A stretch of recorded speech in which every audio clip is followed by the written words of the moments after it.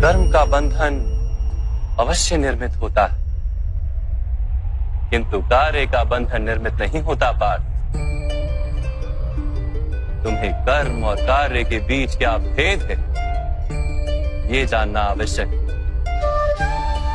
सभी कर्म कार्य, किंतु सभी कार्य कर्म नहीं।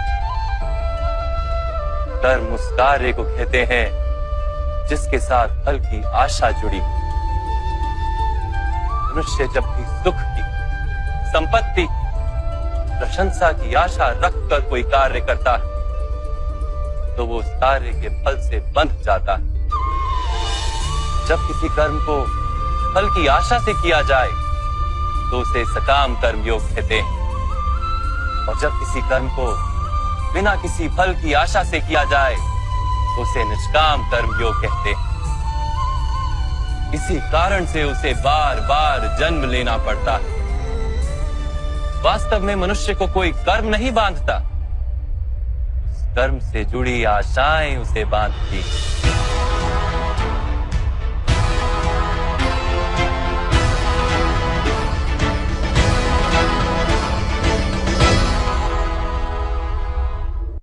वास्तव में मनुष्य को कोई कर्म नहीं बांधता, उस कर्म से जुड़ी आशाएं उसे बांधती हैं। वो कैसे माधव? यदि इस युद्ध में तुम्हें विजय होने की आशा है तो पराजित होने पर तुम्हें भीषण दुख होगा, और वो दुख तुमसे कोई अन्य कार्य करवाएगा जिसके लिए तुम्हें दूसरा जन्म लेना पड़ेगा।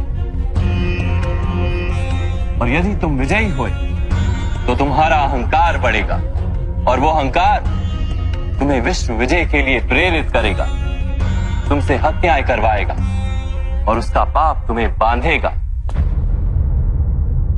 विचार करो, यदि तुम्हें इस युद्ध में ना विजय का मोह और ना पराजय का भय, तो इस युद्ध के अंत में तुम्हें सुख प्राप्त होगा या दुख प्राप्त होगा?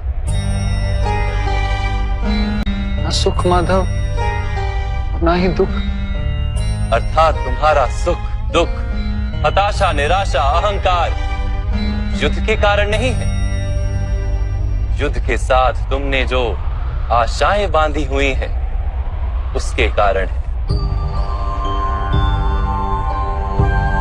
क्या ये सत्य नहीं है पार्थ?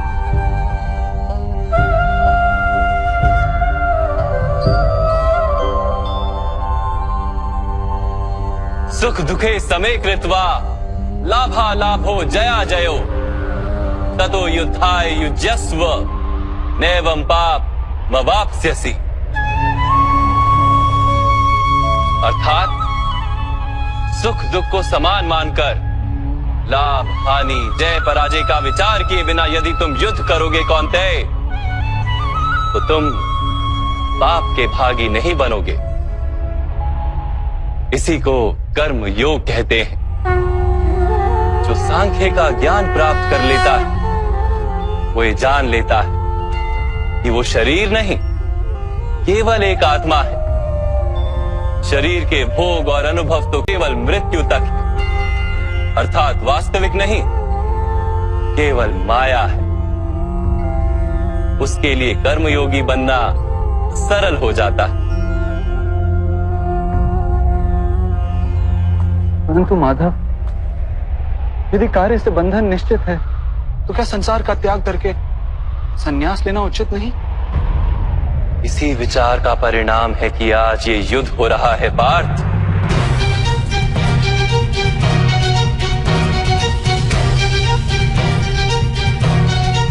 विचार करो, जब सत्व गुण से भरे धर्म को जानने वाले लोग कर्मों का त्याग करते हैं, तब अधर्म से भरे लोग भी संसार को चलाते हैं।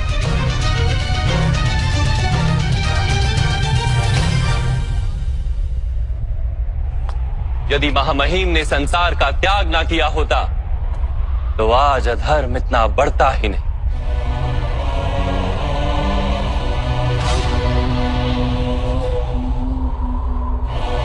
और तुम्हारे पिता ने यदि संन्यास ना लिया होता तो आज भ्राता युधिष्ठिर सुख से राज कर रहे होते।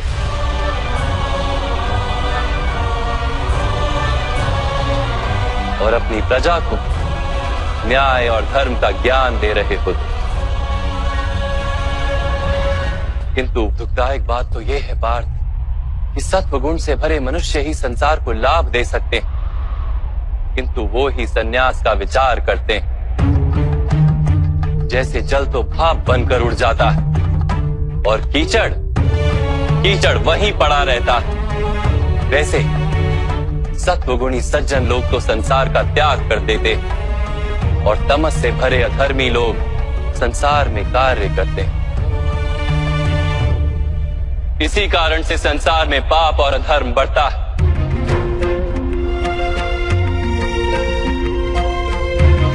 किंतु कर्मयोग इस विचित्र स्थिति से सारे संसार का रक्षण करता है।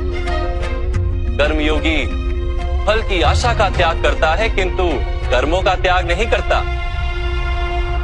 वो इसी संसार में रहता है, सन्यासी की भांति सारे कार्य करता है, किंतु उनमें लिप्त नहीं होता। कर्मयोगी अपनी संतानों से, स्वजनों से, अपनी प्रजा से कोई अपेक्षा या आशा नहीं रखता। स्वयं उसे संन्यास का लाभ होता, किंतु समाज को संसारी की भांति लाभ देता। मनुष्य अपनी संतानों के सुख के लिए श्रम करता है माधव। अपनी संतान से सुख की अपेक्षा कैसे न रखे? मनुष्य अपनी संतानों के लिए जो भी करता है वो व्यापार है या प्रेम पार्थ? प्रेम माधव। तो फिर अपने कार्यों के प्रति फल की इच्छा क्यों पार्थ? भविष्य का लाभ तो व्यापार में देखा जाता है, प्रेम में नहीं।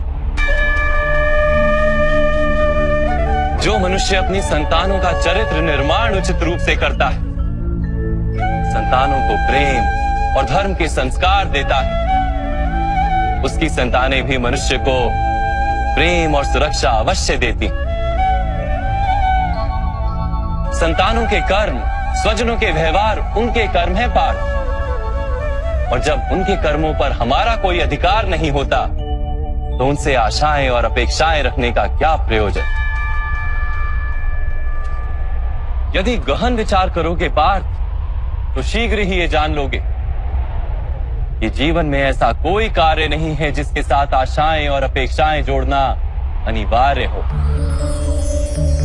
जब सृष्टि ही परमात्मा है और मनुष्य स्वयं परमात्मा का अंश है तो सारे कार्य परमात्मा ही करते हैं, मनुष्य स्वयं कुछ नहीं करता। यही कर्मयोग का मूल सिद्धांत है पार्थ।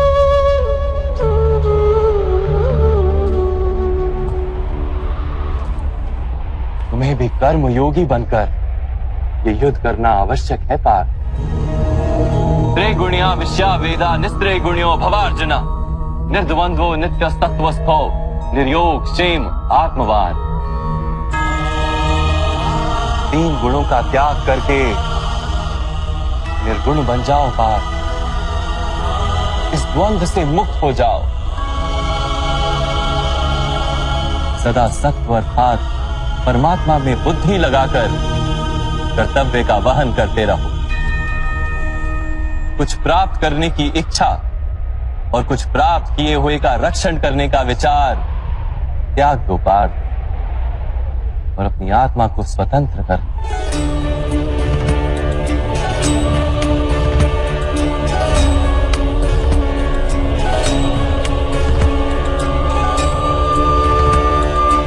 स्मरण रहे पार्थ, कर्मण्यवाधिकारस्ते मा फलेषु कदाचन मा कर्म फल हेतुर्भू माते संगोस्त्व कर्मणि। तुम्हारा अधिकार तो केवल कर्म करने का है, फल तो ईश्वर के हाथ में, इसलिए न कर्म से भागना उचित है और ना ही कर्म के फल की आशा रखना उचित है।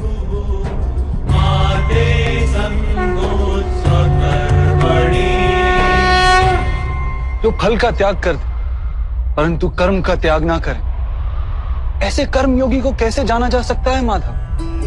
विश्या विनिवर्तन्ते निराहारस्य देहिनः रसवर्जम रसोप्यस्य परम दृष्टवा निवर्तते। सुनो पार्थ, जो स्वाद से छूटने के लिए भोजन का ही त्याग कर देता है, वास्तव में उसके मन से स्वाद की लालसा कभी जाती ही नहीं। उसे दोहरी हानि होती है। एक तो वो निर्बल हो जाता है, जिसके कारण परमात्मा को प्राप्त करने का जो प्रयत्न अनिवार्य है उसे वो नहीं कर पाता, और दूसरा, सदा ही उसका मन स्वाद की लालसा से भरा रहता है। इसलिए भोजन का त्याग करने से उत्तम है स्वाद की लालसा का ही त्याग कर दिया जाए। कर्मयोगी अपने मन की सारी लालसाओं को खींच लेता है, जीवन को कर्तव्य मानकर कार्य अवश्य करता है, किंतु उन कार्यों से जुड़ता नहीं। और बात, जो व्यक्ति अपने कार्यों से आशाएं और इच्छा नहीं रखता, उसी के कार्य पूर्ण होते हैं। एक असफलता से दुखी होकर जिसका मन डोलता नहीं, एक सफलता से आनंदित होकर जो स्वयं को सर्वश्रेष्ठ नहीं मानता, ऐसे ही व्यक्ति को कर्म योगी कहते हैं। और ऐसा व्यक्ति जीवन में बार बार सफल होता है।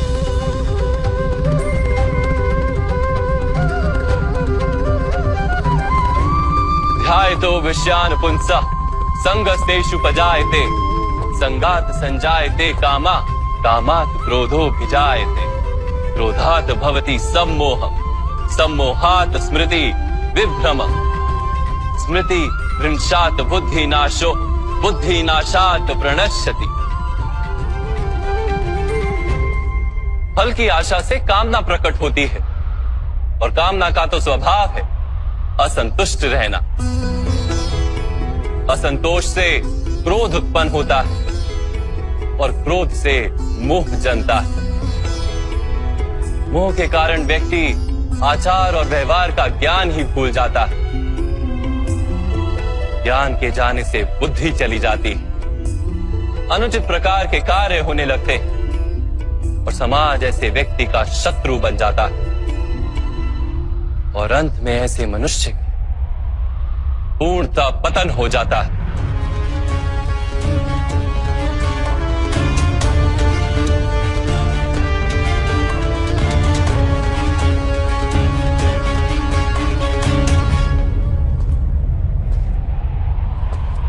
जैसे भ्राता दुर्योधन,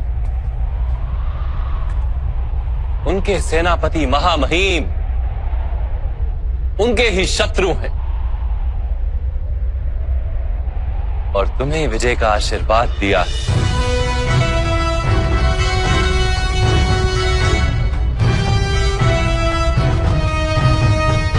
पार्थ, कर्मयोग ब्रह्म विद्या का दूसरा चरण है। परमात्मा में अपनी बुद्धि स्थिर करो, स्वयं को आत्मा जानो, मिथ्या बंधनों से मुक्त हो जाओ।